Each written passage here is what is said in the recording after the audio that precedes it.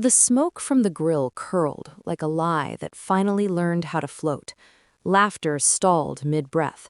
Plastic cups froze halfway to mouths. Then she said it, slurred, careless, precise as a blade. "So, when are you leaving her?" I smiled, because that's what a man does when a room expects him to laugh.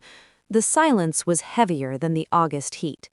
My wife's best friend blinked, confused by the stillness she'd poured into. She looked at me again. "Wait," she said, eyes widening. "He doesn't know?" I nodded once. Understood. That was the moment the retirement trust activated its voting rights. Not literally, this wasn't a boardroom, but something older and colder clicked into place. A switch I'd been guarding for years without knowing why. We had history, my wife and I, the kind you photograph and frame and show to strangers as proof of endurance. We built routines like furniture, solid, familiar, unmoving. Her best friend was always there, orbiting us like a moon. Vacations, late-night wine, secrets I didn't ask about because trust is quiet. It doesn't announce itself. I remembered the early days, the way my wife leaned into me when she laughed, the way she said my name like it anchored her. I remembered the promises that felt too obvious to break. That's what makes betrayal efficient.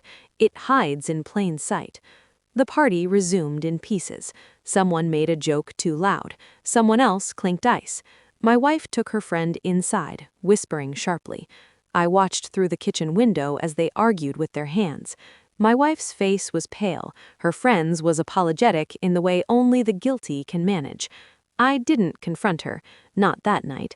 I took out the trash, I scraped plates, I kissed cheeks, I locked the door. And when we went to bed, I lay awake listening to her breathe, counting the spaces between truths. Discovery isn't always a revelation. Sometimes it's a confirmation. I didn't hack phones or follow shadows. I did something simpler. I paid attention. Patterns surfaced like bones in low tide, late meetings that didn't align, a name that appeared too often and disappeared too quickly, receipts folded with care, a scent that wasn't hers. One email did it, open on a shared tablet she forgot to close. No names, just logistics, just affection disguised as efficiency. I felt the pain register, then file itself away. Pain is loud. Planning is silent. I didn't rage. I organized. I met with a lawyer who specialized in quiet exits. I reviewed accounts she thought were joint but were merely adjacent. I updated beneficiaries. I documented everything: timestamps, statements, contradictions. I installed nothing. I invaded nothing. I let people be exactly who they were and wrote it down. Weeks passed. I cooked dinners. I asked about her day. I listened. I waited for the moment when truth would be most expensive. It came sooner than expected. Another gathering, smaller, friends who mattered. Her best friend wasn't invited this time. My wife poured wine with a steadiness that betrayed nothing. I stood and cleared my throat. "I have a confession," I said. My voice didn't shake. That surprised me. I don't like surprises. She smiled, relieved. Neither do I. I slid the folder onto the table. Not dramatic, not thick, just enough. The room leaned in without meaning to.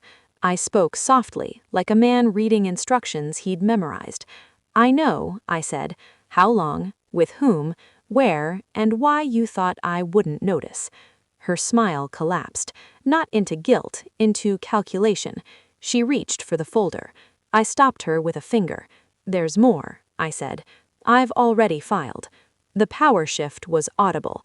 A chair scraped. Someone inhaled sharply. My wife's eyes searched faces for allies, and found none. Betrayal looks different when it's public. It loses its poetry. She cried later, privately.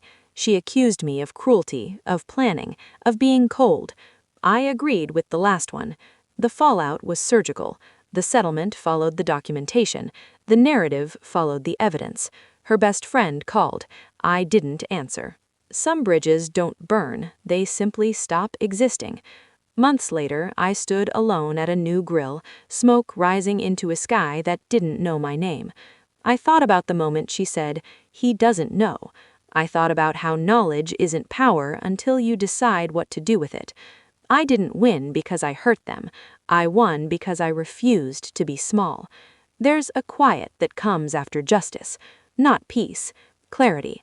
I live there now. No regret, no applause, just the steady confidence of a man who listened, planned, and chose the right moment to speak.